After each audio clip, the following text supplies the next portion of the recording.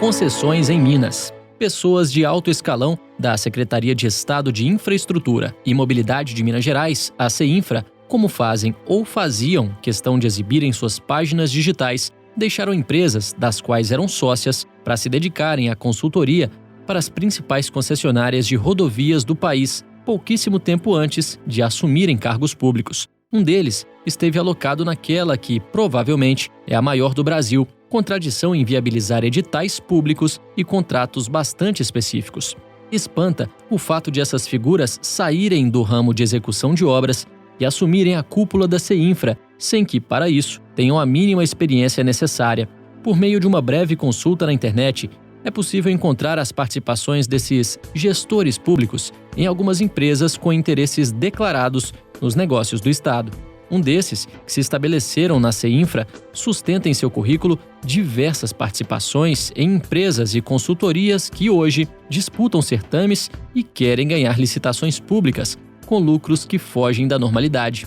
Juntamente com a esposa, é fundador de um site em que discute assuntos relativos às concessões, deixando evidente que continua prestando serviços à iniciativa privada, enquanto, no poder público, ajuda a alavancar o setor de concessões públicas. Risco iminente para o próprio governador.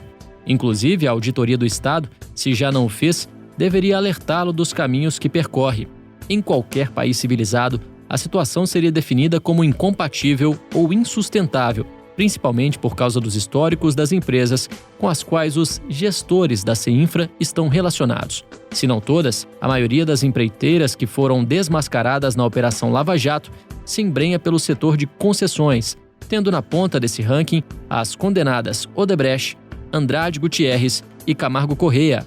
Basta saber que a primeira concessão de Minas na atual gestão foi vencida pela CCR, uma sociedade que une Camargo Corrêa e Andrade Gutierrez. Certamente, o assalto ao setor de obras públicas foi dificultado após a Operação Lava Jato. Porém, é bom ficar de olho. As concessões de rodovias e obras de infraestrutura são a nova praia, em estado quase virginal, em que a corrupção pode dar saltos enormes, castigando o usuário final com pedágios exorbitantes.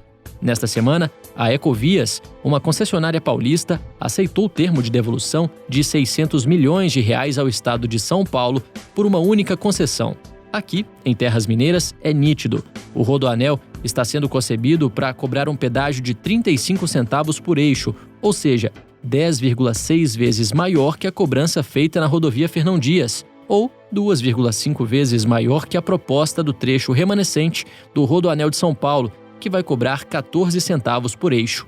A Associação Brasileira de Concessionárias de Rodovias, a ABCR, administra as relações intersocietárias das concessionárias. Não se trata claramente de um cartel, mas serve para administrar as relações e as estratégias das empresas interessadas. Coincidência ou não, o presidente dessa entidade é o ex-secretário da CEINFRA de Minas Gerais, até junho de 2020. Ele deixou o cargo público ao assumir a associação, mas manteve em seu lugar uma pessoa de confiança que se encarregou de finalizar a principal joia da concessão pública em Minas, justamente o Rodoanel da região metropolitana de Belo Horizonte. Suspeita-se agora que a CEINFRA, esse importante órgão do Estado, possa ter sido dada de porteira fechada a empreiteiras e seus representantes. Colabora com essa ideia o fato de uma dessas empreiteiras, condenada por corrupção, ter conseguido acordo único de leniência com o Estado, realizado em sigilo. Aliás, em Minas, esse tipo de acerto só foi possível devido a um decreto, assinado pelo governador em novembro de 2019, fato considerado inconstitucional por muitos, levando-se em conta que ele deveria, primeiro, passar pela análise da Assembleia Legislativa, como rege a Lei Federal 12.846/2013.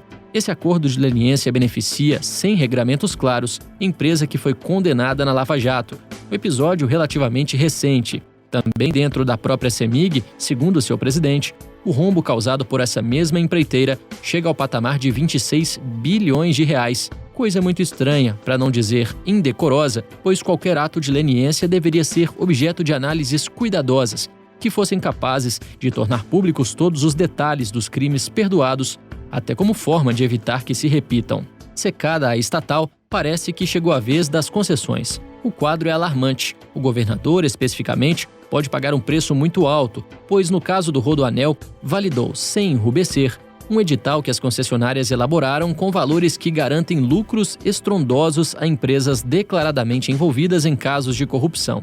Ninguém no governo se espanta, ninguém se pronuncia. Parece que o absurdo em questão não afeta quem hoje administra o Estado.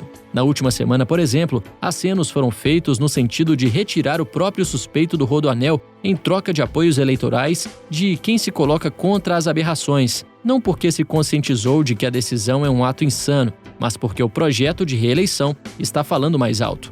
Assim como acontece com outros setores, o Estado abandonou a manutenção das estradas nos últimos 3 anos, sem ao menos aplicar o IPVA arrecadado com essa finalidade. Provavelmente tem motivos para isso. Deixa as estradas acabarem para, assim, encontrar argumentos para as concessões privadas. O absurdo avança sem a mínima noção da gravidade que se alcança.